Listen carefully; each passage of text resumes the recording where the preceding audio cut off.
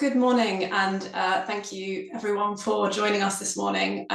Very happy to have with me both Lewis Stringer from British Business Bank and Daniel Carrico from First Enterprise to talk this morning all about how to win regional investment. My name is Talitha Heaton. I'm Group Partnerships Manager at MPA Group. Thank you both for joining us this morning. Would you mind briefly introducing yourselves, please, for those on the call who don't know you? You, Daniel. Sure. Good morning, everyone. My name is Daniel Carrico. I am the Executive Director of First Enterprise. We are a lender based out in Nottingham, providing loans in the East, Southeast and West Midlands region, starting from £500 and lending up all the way up to £250,000. Great, thank you. And Talitha, thank you. Good morning, everybody. And it's delightful to be working with MPA this morning. My name's Lewis Stringer. I'm a Senior Manager in the UK Network team, covering the East and South East Midlands for the British Business Bank. This is where I start to stumble, because trying to explain what the British Business Bank is and does is a game that's taken me 8 years to work out. But we're basically a government-owned economic development bank. And what we're tasked with by government is to identify gaps in the finance markets, both in terms of debt and equity funding, and put bluntly, fill those gaps by working with delivery partners such as First Enterprise, Enterprise Lens. Thank you. So, as I said, great to have you on the call, and thank you for giving up your time this morning. I imagine you're very busy with the, obviously, second round of funding now open. A few of the things we're going to talk through this morning. So firstly, we're going to start off talking about the current investment landscape and available capital. Also look at how to get ready for investment, the kind of questions that you should expect and be able to answer if you are interested in applying for this type of funding, and timing, which is very often spoken about and very key. So if we move on to the first topic. So Daniel, I don't know if you want to start us off looking at the current investment landscape. Well, thank you very much. The slide that everybody is looking at here is something that I created about a year ago or so, to try and give people an overview of the typical journey that SMEs follow when they're looking for capital. So typically on the first stage of that journey, customers would go to their main banks, so the high street banks. And as you see here, you have NatWest, HSBC, Barclays, Lloyds.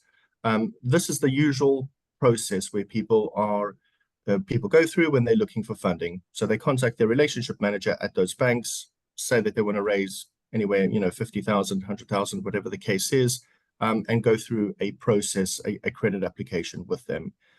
If those lenders are unable to help that client, and this is very much related to their independent credit policy and risk appetite, customers typically then go to challenger banks.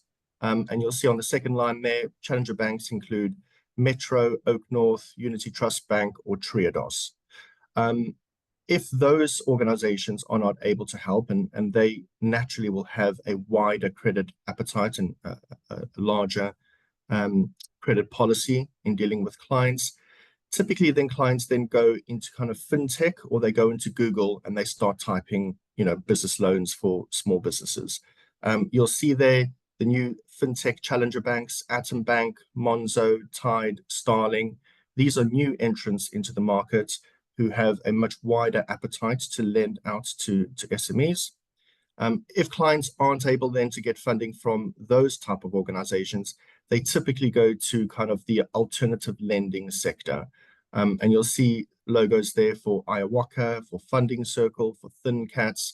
And the last logo, which is probably the most important one, is the Responsible Finance Network. So Responsible Finance are a membership organization.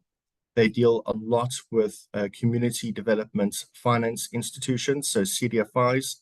And these are organizations that have raised capital either through investors, through a range of different investors, or through the British Business Bank, to really try and plug the market where organizations are finding it really difficult to raise funding. They are viable businesses, but for whatever reason, they haven't met the credit policies or the risk appetites from all of the other providers that are on that slide. Our appetite for risk is a lot greater. Our appetite to lend to businesses is a lot wider. And it just gives clients that additional option when looking for finance. I really try and describe it as gap funding. So typically loans are run about up to 5 years. They're on an unsecured basis, usually backed by one of the government guarantee schemes. So either CBILS or RLS or the new iteration, the GGS scheme. And it really provides those clients with access to capital so that they can grow their organizations. Typically, the rates are a lot higher than what you would get from high street banks or the challenger banks, but that's very reflective in terms of the credit risk appetite from those organizations. That just kind of gives a very overview of the loan sector. I think it's really important to understand that loans are just one option available to clients, and there's a huge raft of other options. Invoice finance, asset finance, stock or trade finance. There's debtor finance where people can lend against the value of your debtor book. So there's a range of different options in the market that clients have options to. What I always say to clients is, don't be put down if your high street bank or challenger bank declines your application. It doesn't mean that your business is not viable. It just means that your request doesn't meet that particular credit policy within that organization. I think a good point that I want to make here is there are a lot of options available to SMEs. And I would recommend, speaking to membership organizations or even the broker market that kind of look across the entire funding sector and can cater different financial products for organizations. I think it's really important also to get the right type of finance at the right time for your business, because if you don't, it can really be a hindrance to your business operations moving forward. Thank you. Lewis, do you have anything that you would add on this? Yeah, no, absolutely. I think Daniel's slide is excellent in terms of explaining the changes, particularly in the debt market over the last 10 years or so. The bank's been in operation for 10 years, and we, amongst other things, we also produce annual reports, and we've done 10 because it's 10 years. The latest Small Business Finance Markets report for this year, which was published probably about 2 months ago now, it just demonstrates that over the last couple of years in particular, the UK economy has experienced several economic shocks, and I don't need to repeat what those are. But that's also been reflective of the way that certainly the debt market has operated. Government support, principally through the British Business Bank, has changed the model over the last 4 to 5 years in order to be able to help businesses. And Daniel talked about some of the guarantee schemes that we put in place. So what I would stress is that the lending landscape for smaller businesses has changed substantially over that 10-year period of time. There are much greater options. Interesting stat for you, 60% of all lending was done by 4/5 high street and a challenger bank 10 years ago. It's now the case that 60% of all lending to small businesses is done by non-high street lender. So you've seen that massive switch away from that traditional way of borrowing money, both in terms of the source of funding, but as Daniel quite rightly said, the other options other than what I call vanilla lending, that's standard term loan. So it's important, it's never been more important for a small business to know what those options are, but most importantly, how those options are most appropriate for that business at that time. Just touching on the equity side of things, that's where a funder will invest in your business, typically for shares, to see a growth in your business and exit with that growth and that return. Also an interesting period of time. We've seen 10 years of growth in terms of equity investment. I think equity investment into smaller businesses has increased by, I think another stat for you now, 182% over the last 10 years. But actually over the last year in particular, 2023, it dropped off quite significantly. So I think the reason for that is that economic uncertainty, particularly with equity investors, the difficulty for businesses to forecast what's going to happen going forwards with the various changes that have happened. We are seeing some green shoots, if that's still politically correct term in terms of the equity market returning. But again, overall, what I'd say, if you compare it to 4 to 10 years ago, there is a greater choice also in terms of the equity market. There are more investors out there. There are more fund managers. SEIS and EIS tax relief schemes have continued to bolster the ability for high net worth and sophisticated investors to invest in businesses. So as somebody that lived through the credit crunch and worked through the credit crunch, I think it's a different set of issues. I don't think there's a lack of money. I think risk appetite is the key driver, and Daniel's done a great example on that particular slide showing how the risk appetite filters down, but the other side of that is obviously the pricing of that risk needs to be reflected by a business. Yeah, and have you seen anything in terms of expectations from investors when it comes to investing into these businesses? So we had a speaker come on and talk recently about VC investment, and they were saying that investors want to see more traction and want to see businesses that are slightly further along than historically. Then maybe it goes back to what you're saying about that appetite for risk. Yeah, no, I think you're right. More recently, so I can't speak for that particular speaker, but more recently, we have seen a dip in terms of equity investment across both what we call seed, very early stage, and then growth and venture stages of a business. But actually, seeds, that early stage has remained fairly constant over the last couple of years. It's been the growth and venture side that's been the most affected, I think. But I think you're dead right. I think how that risk appetite and the variables in the economy at the moment are reflected in equity investments is that even those early stage investors, because they can pick and choose what they invest in, are looking typically for revenue, potentially as much as £1 million.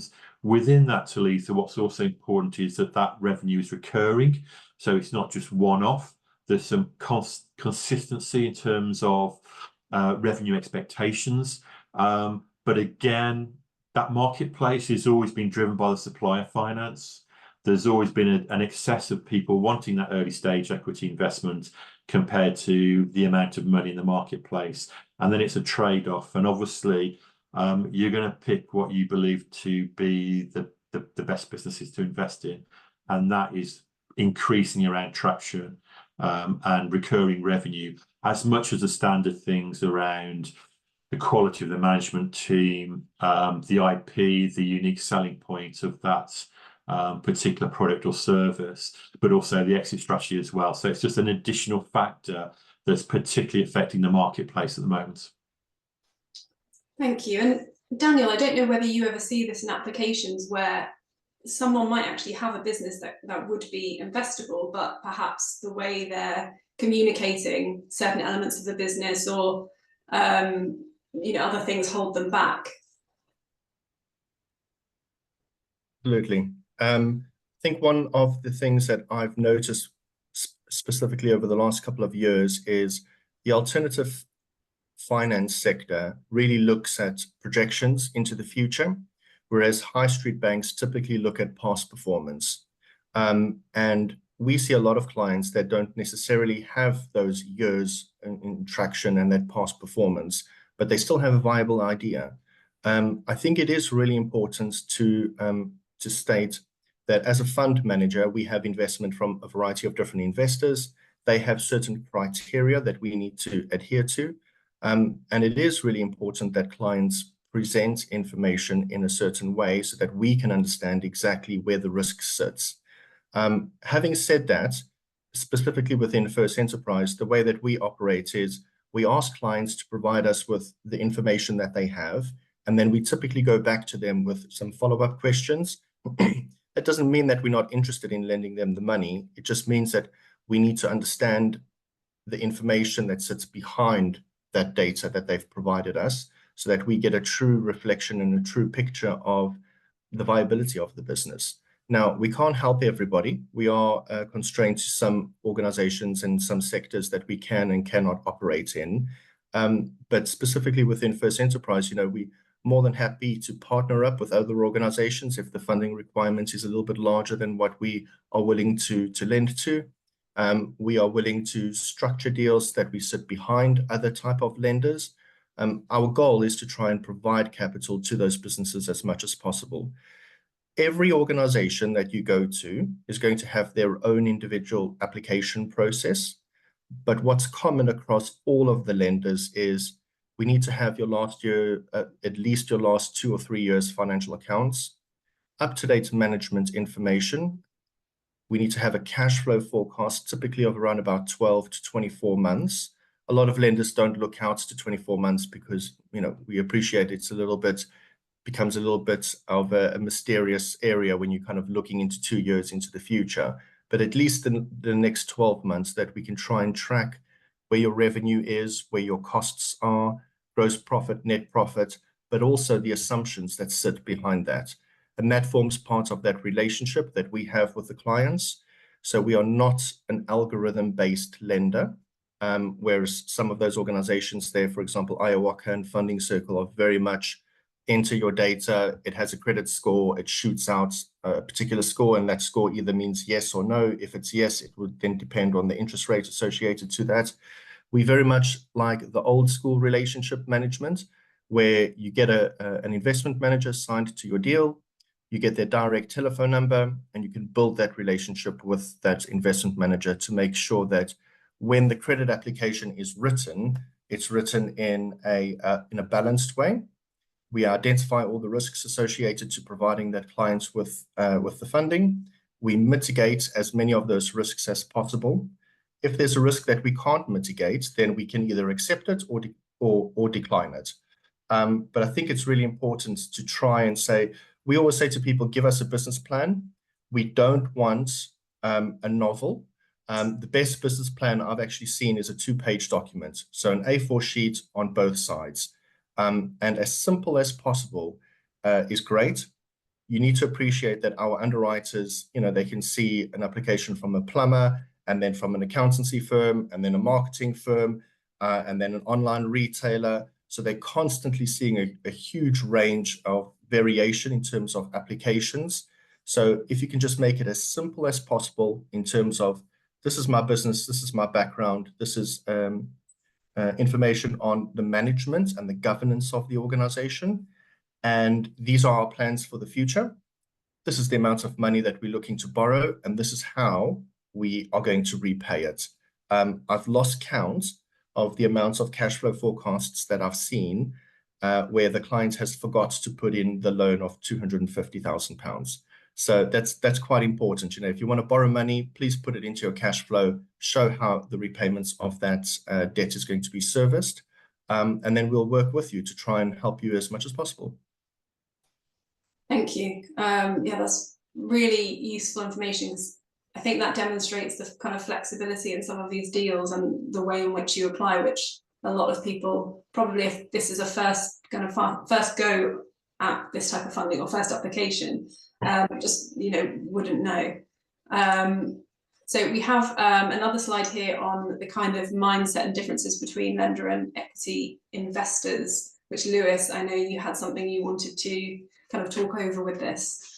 Yeah, no, absolutely. And Daniel makes a great distinction in terms of the way that the lending market is segmented to that more traditional way used by High Street around asset-based lending and based on previous historical track records, because that's fairly comfortable and fairly safe, but increasingly the need, particularly in the alternative funding market, to look at financial forecasts. And having had the pleasure of sitting through a number of pitches yesterday at one of the accelerator hubs in Milton Keynes, entrepreneurs are always keen to talk about their product or service, less keen to talk about the numbers. So it's always an education thing around the numbers. But I guess we're getting onto the subject of investment readiness, Talitha. And this slide is really around confirming that whether or not you are borrowing or applying to borrow money or looking to secure equity investments, there are things that go across both of those areas, but the things that are very different. So if we talk about equity investment, the really one key important thing here is that actually you need to align yourself with the investor. You need to think as an investor would think. And again, yesterday was a great example of an entrepreneur not realizing that actually they've got to think like an investor. And what does an investor want to hear from me when I'm pitching for investment? And sadly, rightly or wrongly, it's very rarely that safety zone that entrepreneurs operate in, whereby they can talk ad nauseum about their product or service because that is what they're all about. And quite rightly so, that's the passion, but that's not necessarily what an investor's looking for. So let's talk about investment readiness in the context of equity investment, because Daniel's done a great job already in terms of lending money.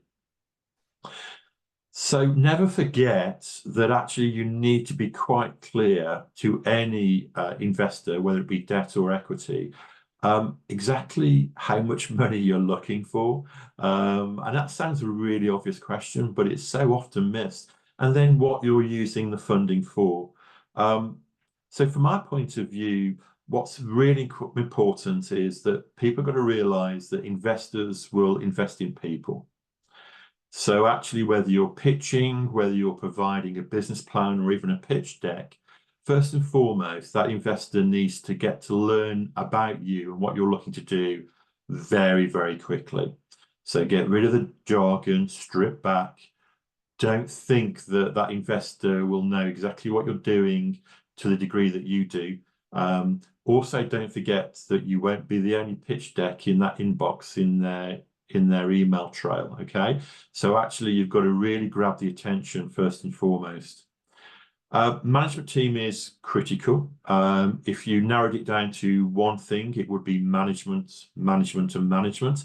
So actually, what you've got to realize within that context is nobody's perfect. You're not going to be able to scale your business, grow it to anything substantial on your own. You don't know everything.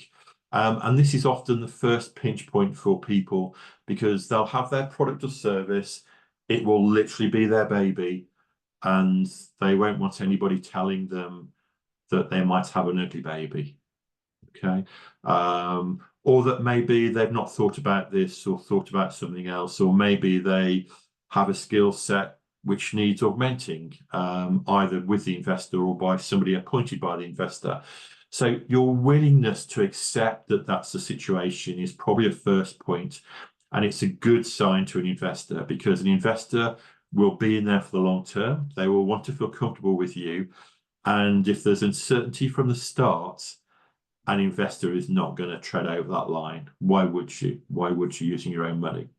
And then there's that USP point. And actually, a lot of entrepreneurs will focus on their product or service and think it's the best thing. And it may be the best thing ever. It may be unique. It may be fantastic. But until it sells anything, it's just an idea. It's just a product. It's just a service. So demonstrating the real commercial benefit of that product or service, and trying to quantify that by knowing how the market operates and actually how you're going to sell your product or service into that marketplace. Again, yesterday was a great point in case that actually a lot of pitch decks, you just see this very, very big total value of market, okay? And then you get if only I get 1% of that very big marketplace, I've got a great business. Yeah. But how are you going to get that 1%? And do you know what that 1% actually relates to? So this comes back to that traction point you talked about earlier, Talitha, in terms of gaining revenue. Focus less on getting the most perfect product or service you can do, and market test it. Because if the market doesn't want to buy it, it will always remain a product or service that isn't going to grow and develop your business as well. So we've talked about getting that founding team rather than one sole entrepreneur, realizing the skills that you'll need to grow and scale your business. That's going to be attractive to an investor. And it's quite a strange thing, isn't it? Because Daniel will be lending an amount of money for a period of time. He wants to make sure that he's doing the right thing, that you can repay the money. He's going to get his money back. You're going to have a successful business after that 5 years. An investor will not invest until they know how they're going to get their money back. So you almost need to build in how the investor is going to get their money back as part of that attracting that investor in the first place. When you're doing a pitch deck, you've got to identify that commercial problem, but you've also got to identify that commercial solution as well. And are you the best one? And similarly, that may be a large market, but have you got the ability? Is the product and service the right one? Do you know your market? And therefore, on the back of all those three factors, are you actually going to scale your business? Because actually the frightening thing is for most entrepreneurs, this isn't about an investor doubling their money. This is about an investor getting at least 5, sometimes 10 times their money back in a very short period of time. So have you got all those key ingredients that are going to attract that investor to say, yeah, there's a chance this might succeed. It is still very high risk, but you need to satisfy all those. And the only way you can really do that is align yourself with an investor right from the outset and actually throw away your preconceptions and any concerns you have. You're either in it or you're not in it. Thank you. We've actually had a question come in. Hopefully I'll phrase this correctly. So Stephen has asked, if you have outside companies as part of your team, but you need funding to take on an internal management team, I'm guessing the question is, can this type of investment help facilitate that? So if you have, I'm reading the question as you speak, Talitha. If you have outside companies as part of your team, but need funding to take on internal management team. So from an equity investment point of view, most investments, even at an early stage, will go towards a number of things. Not all investors will want to see a lot of the money going on R&D. Actually, what they want to see is the investment being used to grow the company, to generate more revenue, to increase the value of the business. That can often be, and is often, actually recruiting people. Okay, so whether it be staff members or whether it be key members of the management team, often in terms of early stage businesses, people will be looking for investment for marketing, for growing the sales through marketing activity and business development, but they'll often be looking at making those key recruits in the business that reflect those key skills. I think that probably answers the question. Great, thank you. So I guess one thing that we're going to highlight is the Finance Hub. Would you mind just talking a little bit more about what people can find there and why they might find that useful? Yeah, absolutely. Thank you, Talitha. Daniel mentioned earlier around knowing your options, and I think we've had this conversation before, haven't we, in terms of how do businesses find out what their options are and how to access them? And this is the divide here, because if you've been there, done it, have some degree of knowledge, have a network yourself, then it's a little bit easier than if you don't know what you don't know.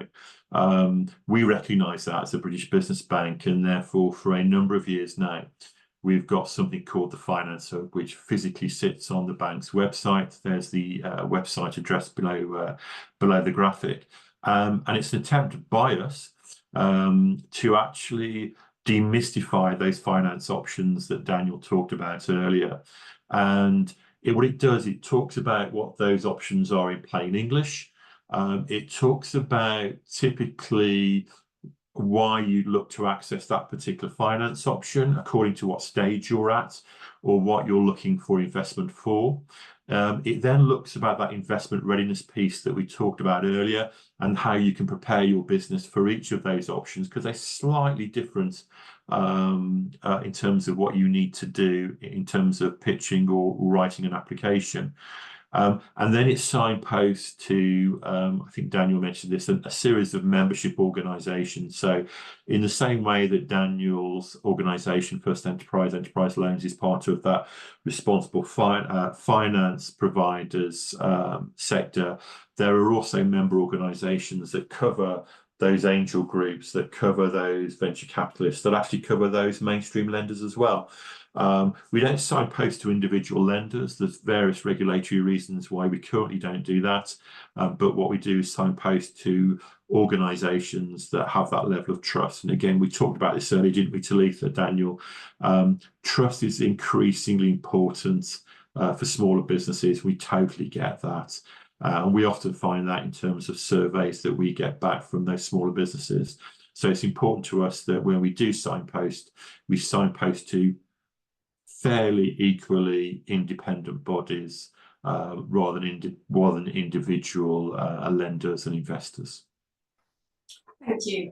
So we will actually send a link out as well to this in the follow-up email, so you don't have to remember it.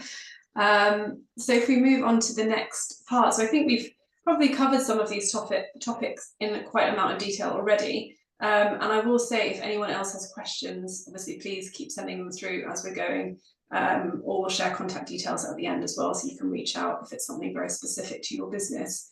I think an interesting area actually is the kind of questions that business owners should be able to answer. So what should they expect in terms of questioning and that information that they need to have and what they need to be confident in? I know, Lewis, you've already mentioned the numbers being one of those areas. Is there anything else that either of you would highlight, or things that often you see that business owners are not as prepared with, which they should be? So I'll jump on very quickly, because Daniel actually does the hard work. I just talk about it. Daniel and the team do it.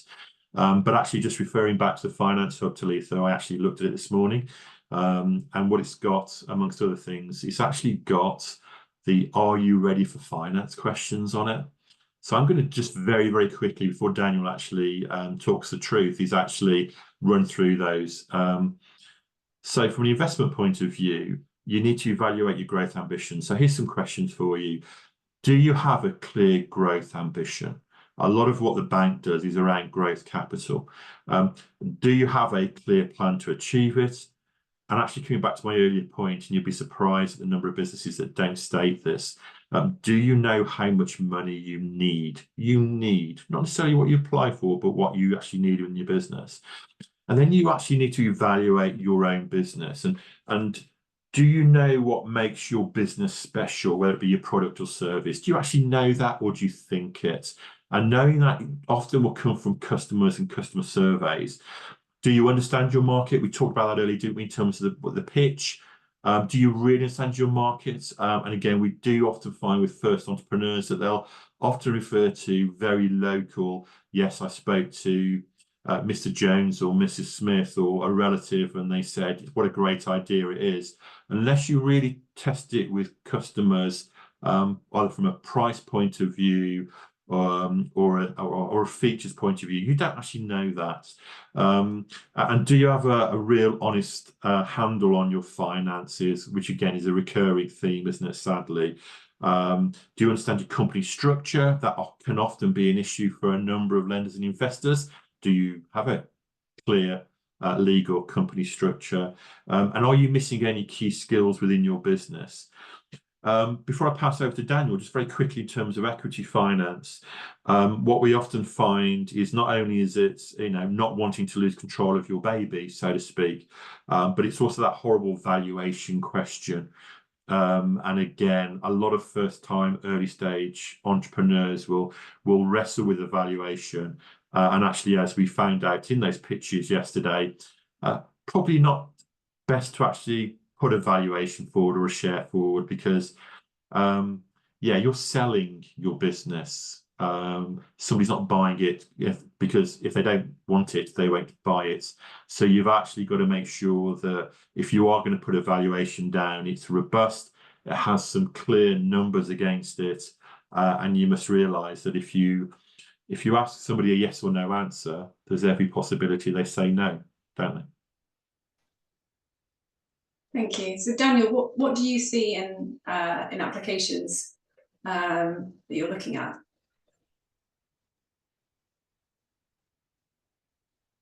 I think one of the reflections on very good applications that I've seen before in the past is a little bit of market research, but also a business development or an origination plan. So, if we are looking at providing £100,000 for a client that wants to grow 20% or 25 or 30%, how is that going to be achievable? What plans do you have in place? What feedback do you have in place? And I think one of the best things to do is to have a little bit of a competitor analysis. to actually say, these are the other people that are operating within their sector. This is the due diligence that I've done on those organizations. This is the feedback that we've got from actually testing out those products or those services from those organizations. And this is where we can spot their weaknesses, their strengths compared to our product offering. And the reason why I say this is really important is I go back to what I was saying. When our underwriter looks at the application for the first time, it's really important to provide them with a good first impression. And when somebody is looking at that and saying, okay, this client wants to borrow £100,000, for example, they know their marketplace, they've done a little bit of research, they've gone out to customers within that field and kind of almost tested to see whether they would purchase or not purchase. These are our competitors, this is what they do, this is what they don't do, these are the options that I think we could capitalize on. And it just gives us as a lender that little bit of comfort that the people that are requesting the money, the organization that's put the application in, fully understands exactly what opportunities there are in the market that they would like to capitalize on. I appreciate that that doesn't necessarily mean that they will capitalize on those options, but it's an important aspect that we need to consider. Likewise, contingency plans. So what happens if you want to borrow £100,000 and you think that this avenue is the right avenue for the business? What happens if that doesn't work? How are you still going to service that debt? I appreciate there's a lot of questions that come out, and this is why I was saying, I think it's really important that when you are dealing with any lender, that you have some type of relationship with them where you can send them the information and say, look, before you actually send this to your lending unit, your underwriters, are there any questions that you typically would like to know that I haven't answered? So that you build that relationship with that investment manager and you get everything ready so that when it does go to the underwriter, it doesn't come back with 10, 15, 20 questions. Having said that, don't worry if the underwriter does come back with a couple of questions. That doesn't mean that they are not keen to lend you that money. It just means that they want to understand a little bit more about the ins and outs of the organization to get a better understanding on the area that you guys operate in and what market opportunities there are and what contingency plans there are. So I would really emphasize, working with the lender where it's not just a computer says yes, computer says no. And I appreciate that sometimes that may be appealing. You apply and within a day or 2 days, you get an answer. Within 3 or 4 or 5 days, you have the money in your accounts. From First Enterprise's point of view, we always say to clients, this is probably going to be a 4 to 6 week process before we can come back to you with a final answer. And the more information that you provide us up front, it really just shortens that time. So I think the quickest deal that we've ever done is about 1.5 weeks from start to finish. But that was because the client who was applying had all the information, had already spoken to us, knew exactly what we were looking for, had all of their information in place. And it just gives us this impression that, this client is applying for money and they know their market, they know their business, they know the opportunity, they want to move quickly. And so, we kind of address all the points up front. And finally, I think a SWOT analysis is very useful. Just gives us a very good indication of the client's understanding of their own business, where their strengths, where their weaknesses are, where their opportunities are in the market, and what particular threats they have to deal with. Brilliant, thank you. And sorry, we've only got 5 minutes left, so I'll try to move on to the next part quickly. But one question about if your application is rejected, if it's a kind of you feel like you failed, are there things that you can take away and learn to then put an application in, whether it's a timing issue or whether it's the type of funding is not quite right? I think that depends on the lender. There are lenders that will just send you a decline message and just say, thank you for the application, but we're not willing to support you. And I have really big issues with that because that's not helpful for the clients at all. It's just you've applied, thanks, but no thanks. Okay, well, great. You know, why not?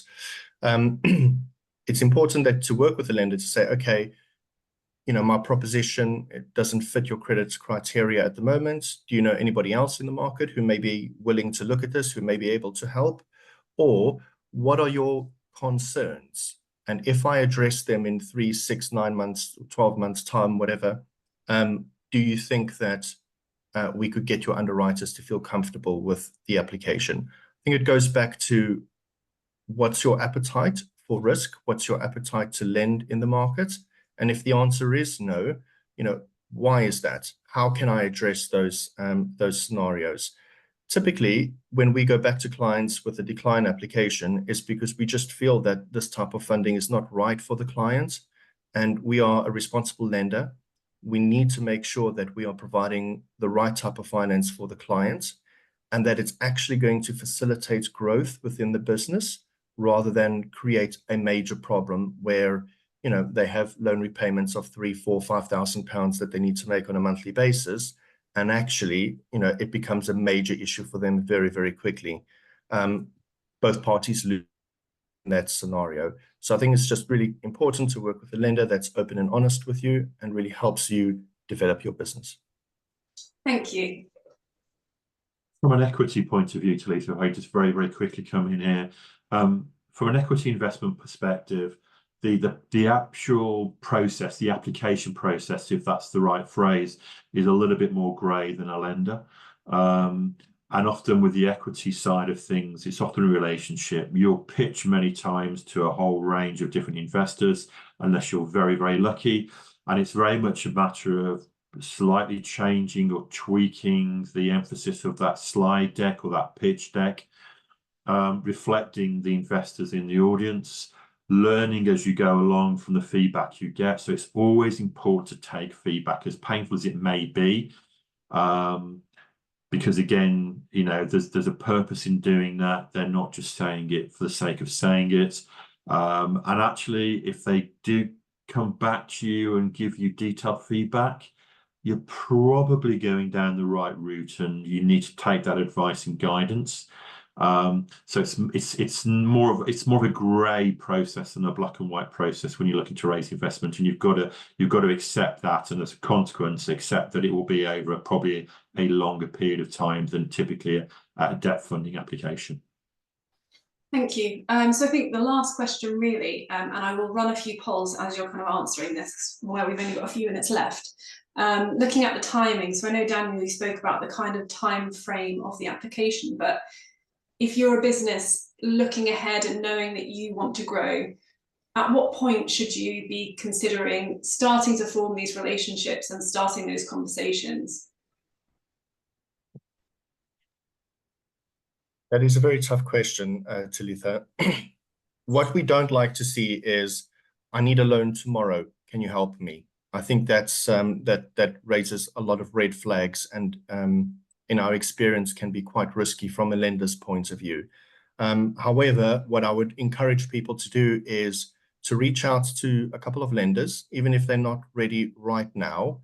Talk to them about their application process, ask them what type of information they're looking for, and just have that little bit of, I guess, market research, if I can say it like that, in terms of the lenders that are out there in the market.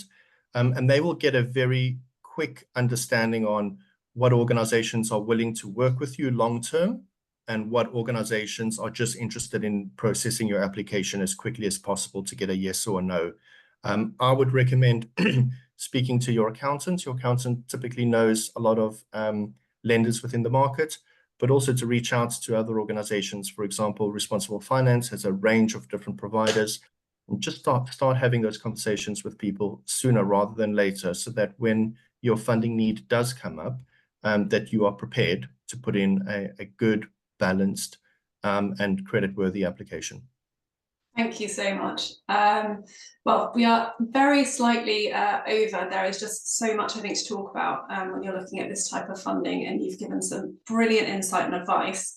I'll bring up the next slide because it has your contact details, and obviously, if anyone is looking at this type of funding, or have any questions, please get in touch with Lewis or Daniel directly. And thank you both so much for your time. Those of you watching, if you don't mind just answering a few questions that will really help us to understand the impact of these sessions. So please, as you see it popping up, do answer. I think I've got 2 questions to ask here.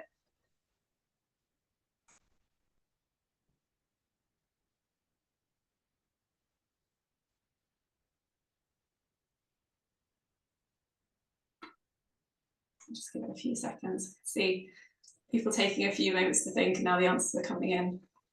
Thank you so much, everyone who has answered that question. And just one final, sorry.